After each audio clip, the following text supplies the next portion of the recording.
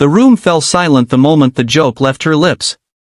Sunlight streamed through the floor-to-ceiling windows of Arcaran Towers, painting long golden stripes across polished marble floors, but even the glowing daylight couldn't soften the tension that crackled in the air. At the center of the boardroom, surrounded by executives in tailored suits, stood the one person no one expected to see there: Rowan Hale, the building's quiet, mop-in-hand janitor, wearing faded shoes and a uniform that had seen better days. And across from him, with a smirk that carried both mischief and confidence, stood CEO Celeste Drayton, notorious for her fiery personality and impossible standards. Half amused, half irritated by the board's dull mood, she'd tossed out the challenge without thinking: sing Beethoven's Ich liebe dich flawlessly, and I'll marry you on the spot. Laughter erupted, sharp, mocking, echoing off the glass walls like the clatter of dropped coins. It was a joke. A ridiculous, spontaneous spark meant only to lighten the mood. Rowan wasn't supposed to take it seriously. He wasn't supposed to lift his head with that expression: calm, steady, almost painfully vulnerable. He wasn't supposed to open his mouth as if he had been waiting a lifetime for this exact moment. If you believe in kindness, second chances, and hidden talents that deserve to be seen, please like, comment, share, and subscribe to Midnight Reports. It helps stories like this reach hearts that need them. Rowan had worked in Arcaran Towers for 4 years, quietly sweeping hallways, polishing brass handles, and fixing the little things people in suits never noticed. They saw him as part of the building, reliable but invisible. Yet beneath the layers of exhaustion and the muted posture of a man worn down by life, he carried a secret, one he had buried so deep that even he had forgotten how much it once meant to him. He had been a singer. Years ago. Before life stole the stage from under his feet. Before debt swallowed his dreams. Before his mother's illness forced him to abandon competitions and scholarships so he could work 2 jobs. And now, here he was, mop still leaning against the wall behind him, chest rising and falling as he stood in a room full of laughing strangers. Something inside him trembled, then hardened with resolve. Because he hadn't always been invisible. He hadn't always been a shadow. And maybe, just maybe, this was the one absurd moment the universe had carved out for him to remember who he truly was. The boardroom watched him with growing unease as he took a small step forward. Celeste's smirk faltered.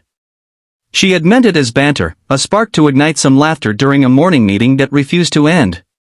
But Rowan wasn't smiling. He wasn't embarrassed. He wasn't even angry. He looked heartbreakingly brave. No one expected music. No one expected beauty. Yet when Rowan inhaled and began to sing the first tender line of Ich liebe dich, the room froze.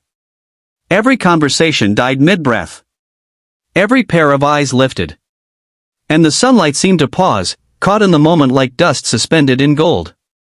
His voice wasn't merely good, it was profound, textured with quiet suffering and the kind of depth only someone who had loved, lost, and survived could carry. The German lyrics flowed from him like prayer, warm and resonant, filling the entire room with invisible color. Executives who had once stared at their watches now found themselves unable to blink. Some felt their throats tighten without warning. Celeste stood there stunned, her mind stripped bare.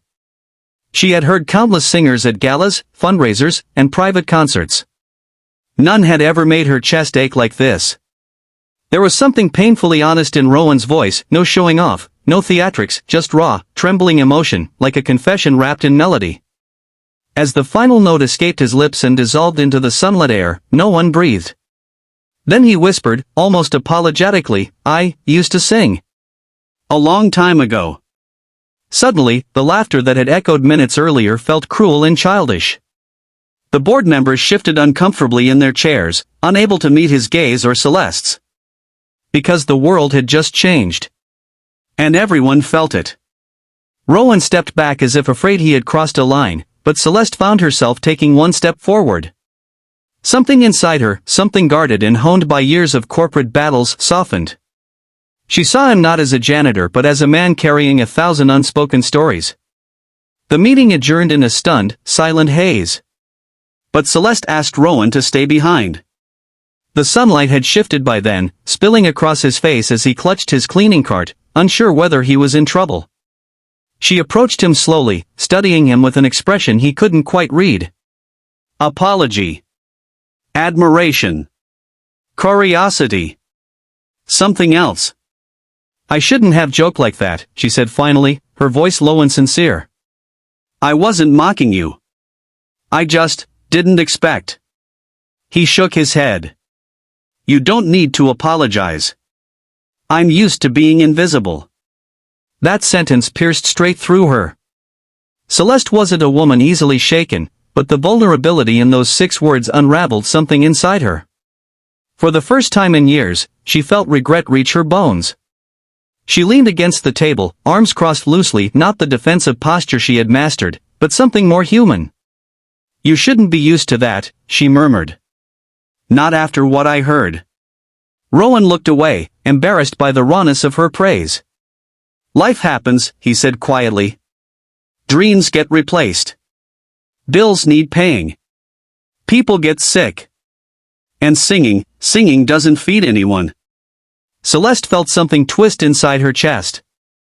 Because she knew that story, too, the one where responsibility devours passion. The one where you become what the world needs, not what your soul aches to be. Over the next few days, she couldn't shake the memory of Rowan's voice. It distracted her during meetings, lingered in her thoughts during commutes, and resurfaced in quiet moments like a haunting melody she didn't want to forget.